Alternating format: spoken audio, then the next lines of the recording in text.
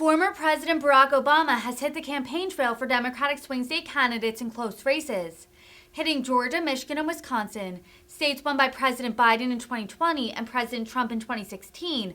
The 44th president sounded a positive tone. Obama praised President Biden's leadership, while promoting the achievements of Governors Whitmer and Evers, as well as Senator Raphael Warnock and Senate candidate Mandela Barnes. The popular former Democratic president also had tough words for Republicans, knocking the GOP as a party which threatens democracy, focuses too much on culture war issues, and is still too enamored with Trump.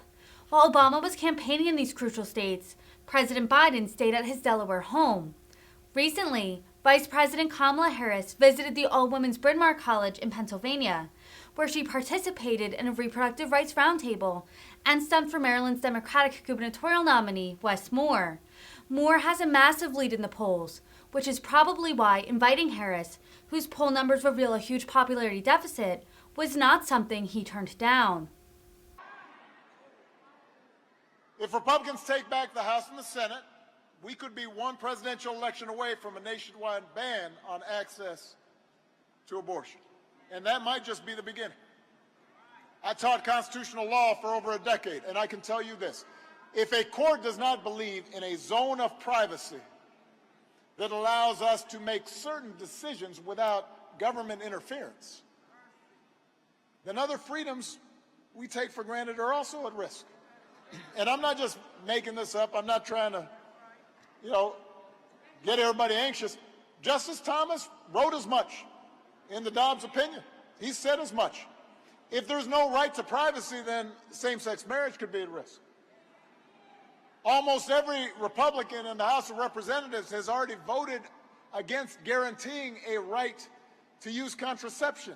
The basis for that original decision saying we had a right to contraception was a right to privacy, a zone in which the government can't interfere. If they take power back, there's no guarantee that that won't be next. So all of these issues are at stake in this election. And if that's not worth 15 minutes of your time, I don't know what is. I don't know what is. But just in case you need another reason to vote, consider the fact that democracy itself is also on the ballot.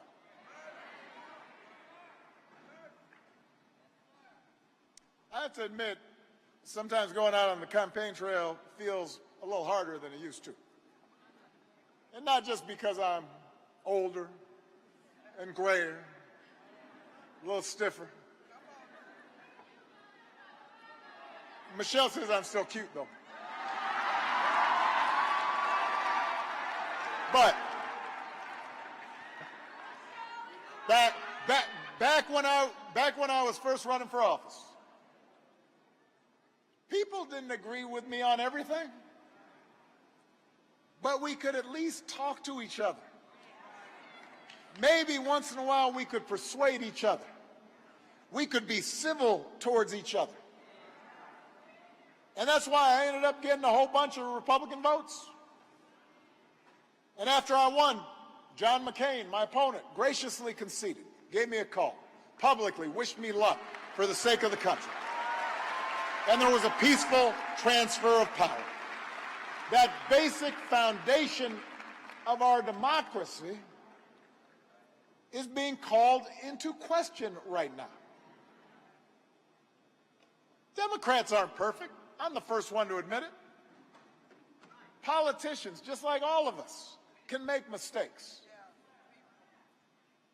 But right now, with a few notable exceptions, most of the GOP and a whole bunch of these candidates are not even pretending that the rules apply to them anymore. They are just making stuff up. Last year, Stacey's opponent signed one of the most aggressive voter suppression laws in the country.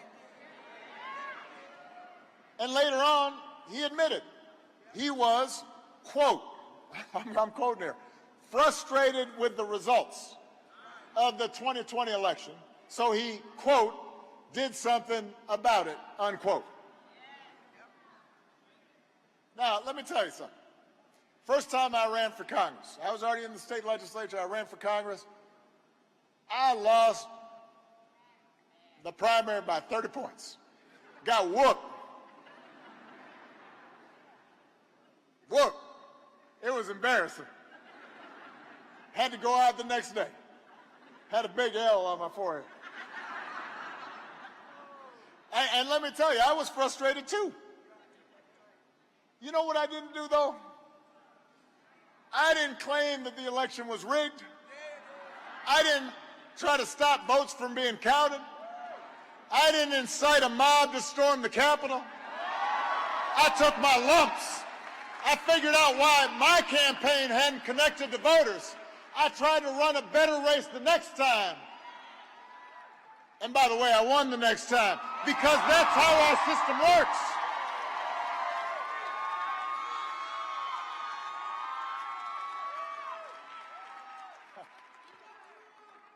Look, I get that democracy might not seem like a top priority right now. One of the more depressing headlines I saw was in a newspaper. They had done a survey. It showed 75% of Americans think that democracy is seriously at risk, but it's not their top priority. But I get that. Folks got bills to pay. They're worried about just keeping on, getting by. And it doesn't always feel like the political process is working for you when you don't see enough progress on the issues that matter to you and your family. I understand this. But we have seen throughout history, we see now around the world what happens if we give up on democracy.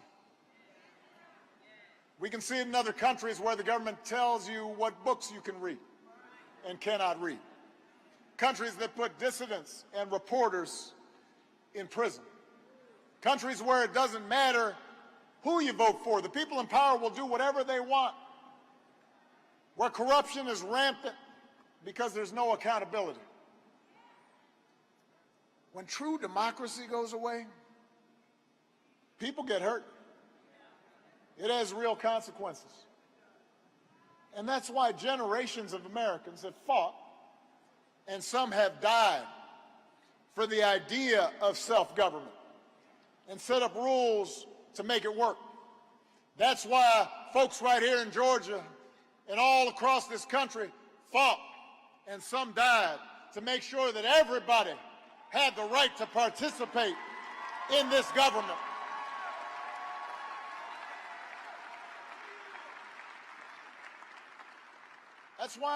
That's why we teach our kids, even when they're little, certain rules about what's fair and what's honest. Rules about how we should make decisions together as a group. Everybody gets a say. Everybody gets a turn. If you don't get your way, don't throw a tantrum about it. Don't take your ball and go home. Get over it. Try to do better the next time. And that's what I mean when I say democracy's at stake in this election. That's why it's not enough to elect Democrats at the top of the ticket.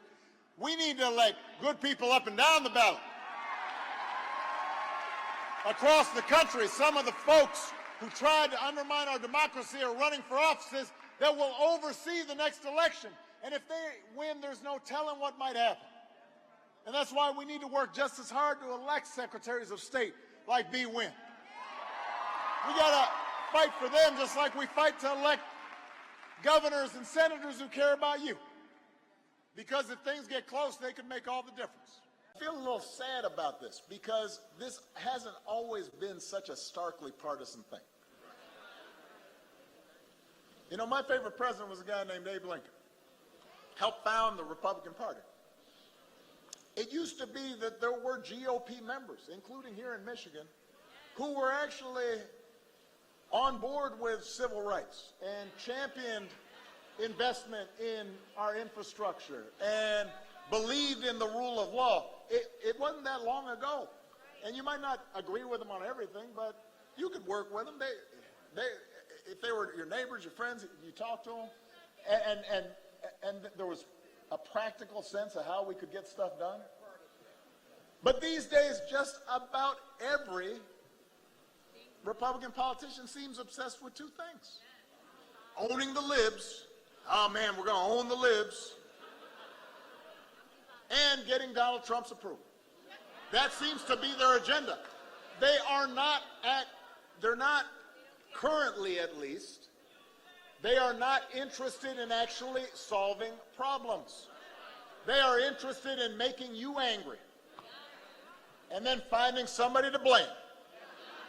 Because that way they're hoping you may not notice, you may be distracted from the fact that they don't really have any answers to your problems.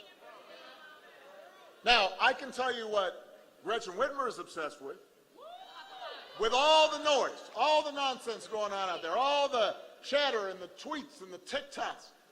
She's focused on the fundamentals. Good jobs, lower costs, better schools, and fix the damn roads.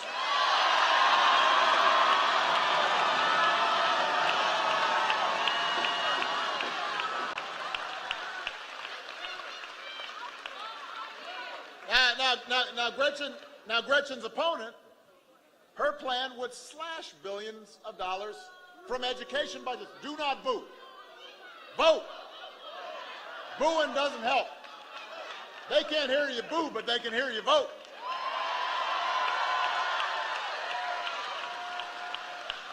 So her plan would slash billions from the education budget, change Michigan's constitution to allow taxpayer dollars to go to private schools.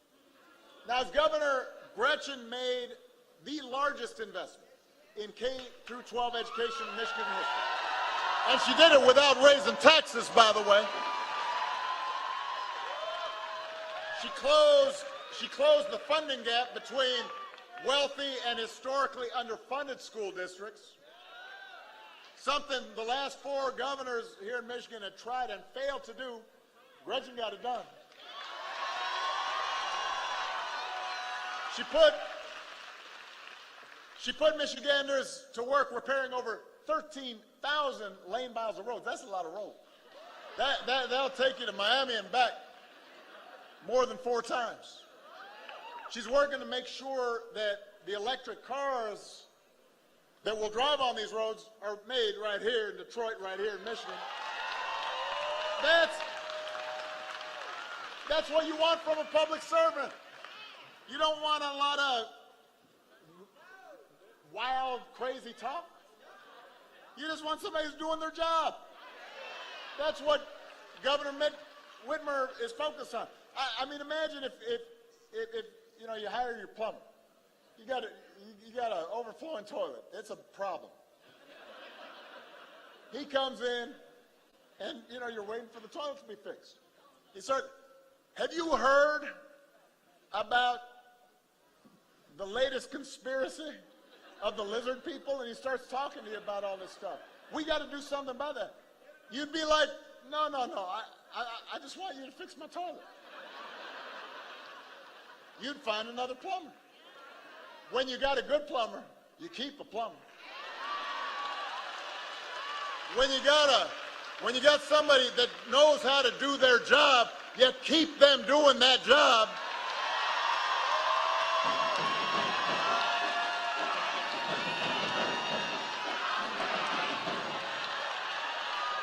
I see you. This is great. I love having I should just take the band around with everyone.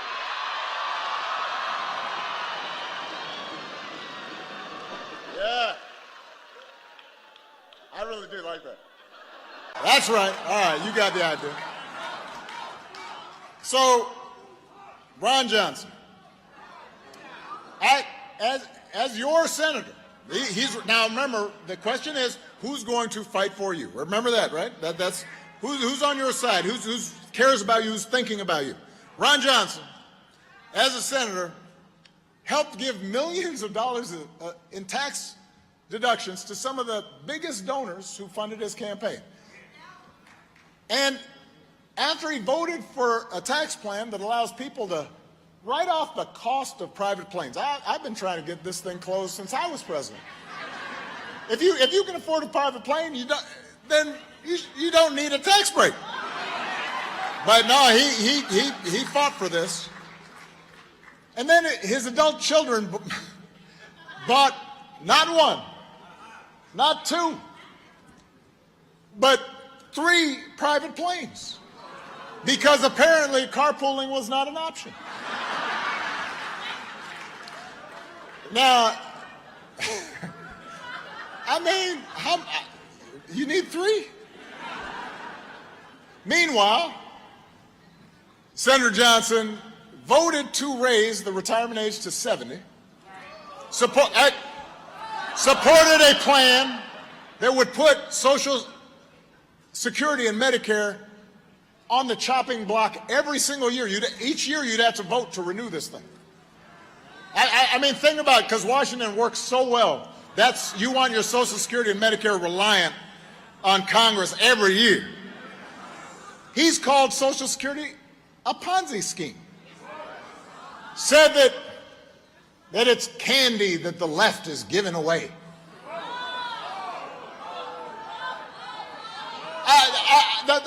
The point is, some of you here are on Social Security. Some of your parents are on Social Security. Some of your grandparents are on Social Security. You know why they have Social Security? Because they worked for it. They worked hard jobs for it. They have chapped hands for it. They had long hours and sore backs and bad knees to get that Social Security. And if Ron Johnson does not understand that, if he understands giving tax breaks for private planes more than he understands making sure that seniors who've worked all their lives are able to retire with dignity and respect, he's not the person who's thinking about you and knows you and sees you, and he should not be your senator from Wisconsin.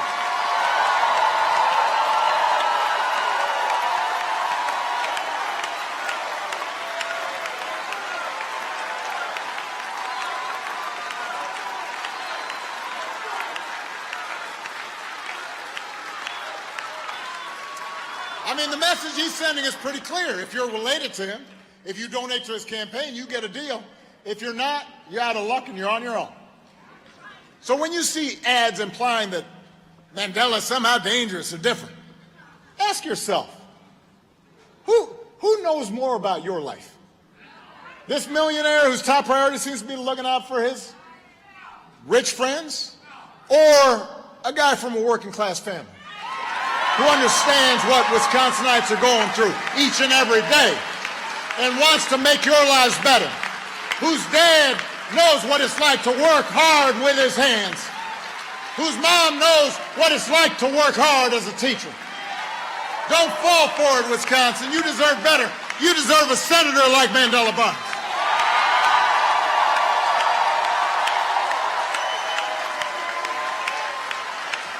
See through the surface of things. Just go a little deeper. I love you too.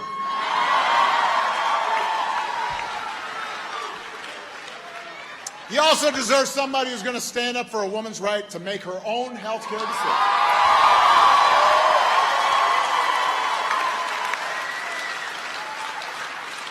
Now, abortion has been controversial since I've been around. And I genuinely believe that there are good people of conscience who may differ with me on this issue. But we should all agree that women everywhere should be able to control what happens with their own bodies. And it shouldn't be controversial to say that the most personal of healthcare decisions, the most profound of personal choices should be made by a woman and her doctor and not by a bunch of mostly male politicians sitting in a state capitol or sitting in Washington and don't know nothing about.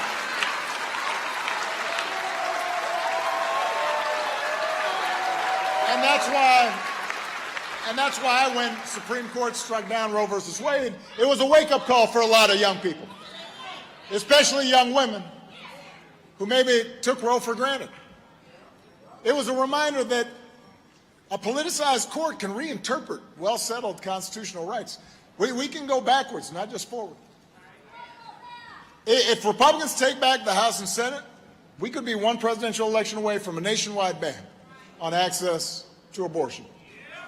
And that might just be the beginning. You know, I taught constitutional law for a decade.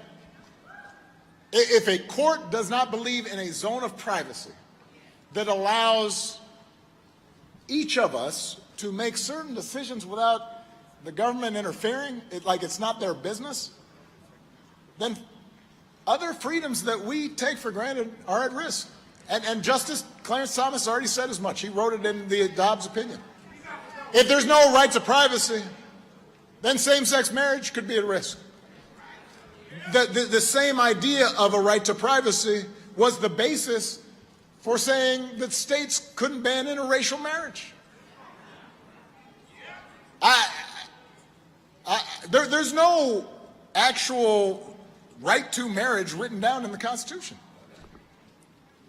Just like there's no right to contraception in the Constitution. So almost every Republican in the House of Representatives has already voted against guaranteeing a right to use contraception. Now you think about that.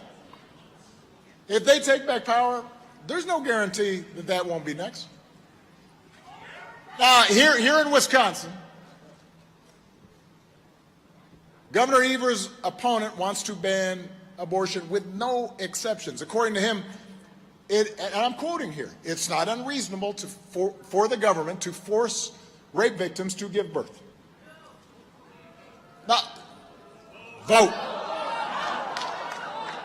Supports a criminal abortion ban, passed more than 70 years before women got the right to vote.